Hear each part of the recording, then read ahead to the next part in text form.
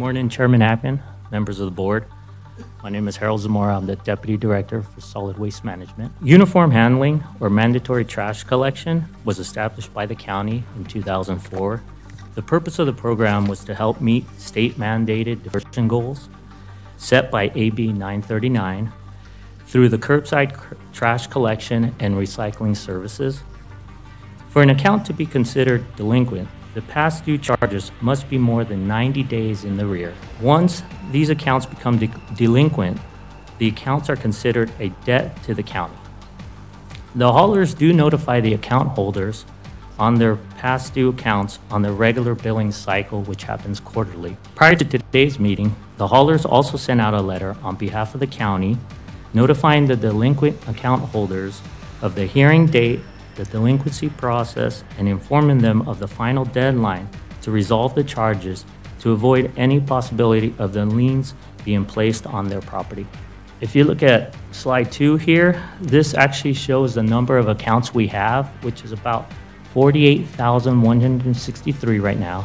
Of those, 5,721 of those are delinquent, for a total of about $1.7 million. This year, the percentage is about 11.88% that are delinquent. That's pretty much in line with the historical trend over the past 10 years, which is about 11.9%. With that, that concludes my presentation. I'm happy to answer any questions.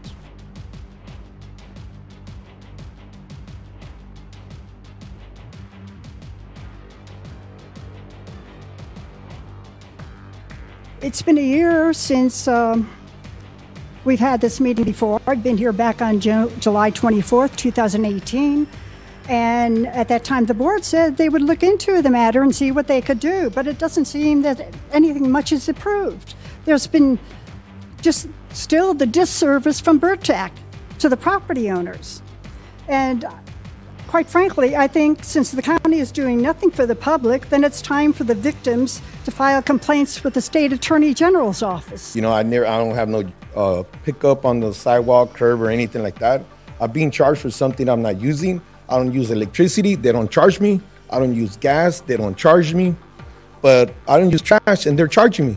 I believe this is a theft. To receive a letter, and I concur with this gentleman that just talked, it has to be illegal to charge somebody that doesn't use trash at all.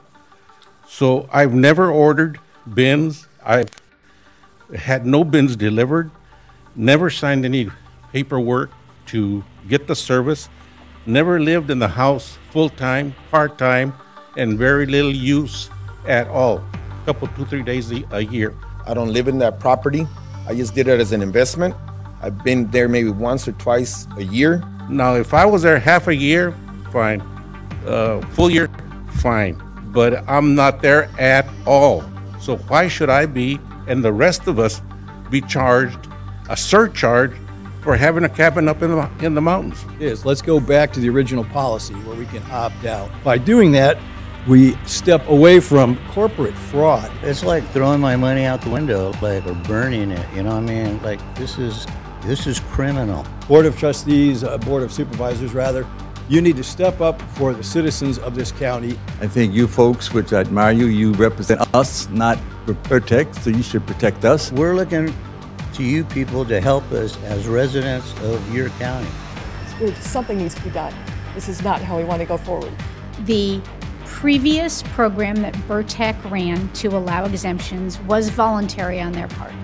The boards of supervisors in the past that approved a contract with them did not require them to do that. So they did that voluntarily and decided on their own that it was not something that they could bear the expenses of anymore.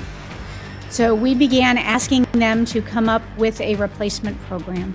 Nonetheless, there was not a suggestion idea brought to me that was feasible. And so several months ago, when the renewal of the Burrtec contract came before this board, I objected to it and said because I hadn't received a plan for how we do this in a more fair, reasonable, just, and perhaps even constitutional way, I'm not supporting an extension of their contract. So that's the position I've taken publicly. It's the position I discussed with my colleagues. I didn't win over votes in that. But I have heard subsequently from Burrtec that they have a proposal they're going to be bringing, and so I'm eager to hear what that is, but I have not been provided details of that yet, so I don't know how that would apply to those of you who are here today.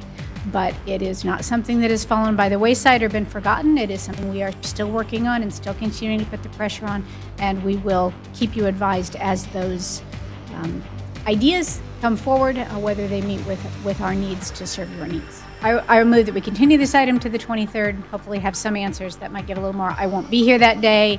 I think my colleagues are aware of my constituents' concerns, and we'll be able to address that at the next meeting.